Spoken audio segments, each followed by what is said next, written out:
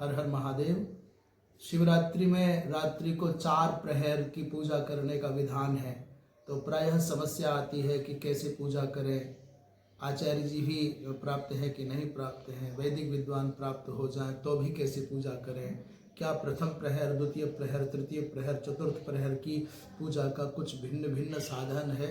हाँ, ऐसा हमारे आदरणीय पूज्य आचार्य वर्ग श्री दिवाकर वशिष्ठ जी ने बहुत सुंदर संक्षिप्त एक विवेचन प्रस्तुत किया। उसके आधार पर और हमने अन्य ग्रंथों के भी आधार पर कुछ निर्धारण किया।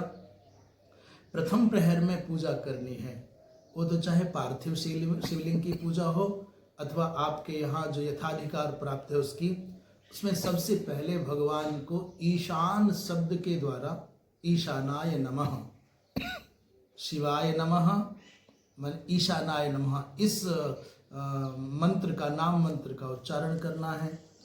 और मुख्य स्नान का पदार्थ है दुग्ध, माने पहले प्रथम प्रहर के अभिषेक में दुग्ध का विशेष प्राधान्य होगा। पंचामृत से तो होगा ही, पर दुग्ध का वैशिष्ट्य है। और जैसे चावल चढ़ाते हैं भगवान को, कहते हैं अलंकार के निमित्त क्या चढ़ाना है, काले तिल मुख्य होंगे। चावल भी हों पर कृष्ण तिल का विशेष महत्व होगा। बिल्व पत्र आदि हों वो तो होता ही है, तुलसी मंजरी प्रभृति। और भोग नैवेद्य किसका लगाना है, बोले पक्वान्न नैवेद्य, माने घर में जो आपके ससकुली पूड़ी आदि बना है, हलवा आदि बना है, उसका भोग लगाना है। विशेषार्घ्य हम 5 बिंदुओं पर बात करेंगे प्रत्येक प्रहर में। विशेषार्घ्य में क्या देना है, बोले नारियल, नारिकेल, श्रीफल को विशेषार्घ्य में अर्पित करना है। तो 5 बिंदु प्रत्येक प्रहर की पूजा में भिन्न भिन्न होंगे।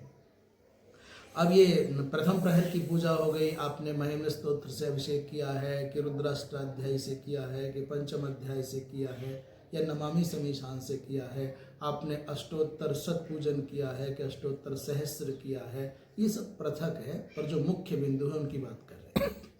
दूसरा प्रहर आरंभ हो गया, तो पहला प्रहर 6 से सूर्यास्त से लेकर के 9 बजे तक प्रथम प्रहर हो जाए, 9 से 12 दूसरा हो जाए, 12 से 3 तीसरा हो जाए और 3 से सूर्योदय तक चौथा हो जाए। दूसरे प्रहर में भगवान शिव की जो पूजा होगी अघोर नाम से होगी, अघोराय नमः। जैसे प्रथम प्रहर में ईशानाय नमः कहा था। स्नान का मुख्य पदार्थ होगा दधि, यद्यपि पंचामृत से होगा।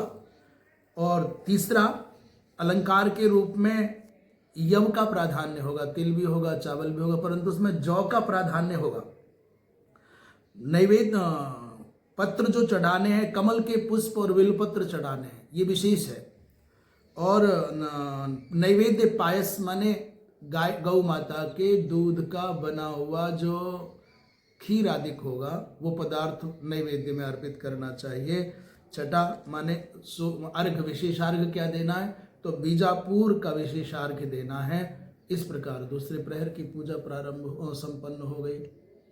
अघोराय नमः कह करके अर्पण कर दिया आपने। तीसरा प्रहर आरंभ हो गया, 12 बजे से लेकर 3 बजे तक का समय है लगभग।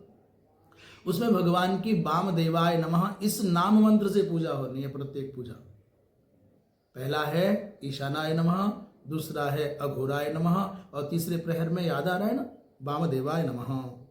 कहते हैं इसमें मुख्य स्नान का पदार्थ घृत है और अलंकार के लिए मुख्य रूप से गेहूं, गोधूम का, चावल भी हों, जो वो भी हों, तिल भी, परंतु गोधूम विशेष है। और मंदार के पुष्प, श्वेतार्क के पुष्पों का विशेष समर्पण करना चाहिए। बिल्वपत्र आदि तो होते हैं। अपूप और शाक, ये नैवेद्य, अपूप माने मीठे पुआ को अपूप कहते हैं, उसका भोग लगे। और दाडिम माने अनार के फल का विशेषार्घ्य हो। इस प्रकार तीसरे प्रहर की पूजा संपन्न हो गई। अब 3 बज गया, विश्राम भी किया जा सकता है, संकीर्तन भी किया जा सकता है, नृत्य भी किया जा सकता है, भजन भी गाए जा सकते हैं। और 3 बज गए तो फिर चतुर्थ प्रहर में सद्योजात नाम से भगवान की पूजा होगी। सद्योजाताय नमः। उसमें स्नान के लिए मधु माने शहद, शुद्धतम शहद का प्रयोग करें स्नान के लिए। विशेष रूप से पंचामृत आदि होगा, परंतु विशेष की बात कर रहे हैं। और अलंकार के लिए सप्त धान्य, जो चावल जो होते सप्त धान्य उसमें प्रयोग किए जाए। और शंख पुष्पी के और बिल्वपत्र के द्वारा विशेष रूप से अर्चन हो। मधुरान्न और माशान्न, माशान्न का तात्पर्य है उड़द के द्वारा बना हुआ कोई, जैसे अमृति बोलते हैं, इमरती बोलते हैं, अमृति बोलते हैं, अधिक नैवेद्य हो और कदली फल विशेषार्घ्य के रूप में हो।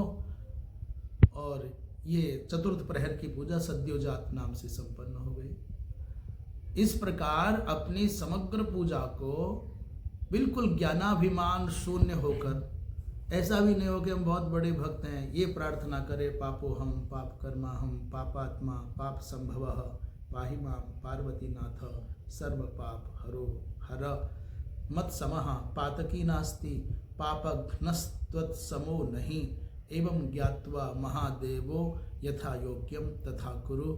ऐसा प्रार्थना करके भगवान के चरणों में पूजन अर्पण करे और गुरुजनों का वंदन करे, विप्रों को दक्षिणा दे, दान और मान से सबको सम्मानित करके प्रसाद वितरित करके अपने घर आए। हर हर महादेव।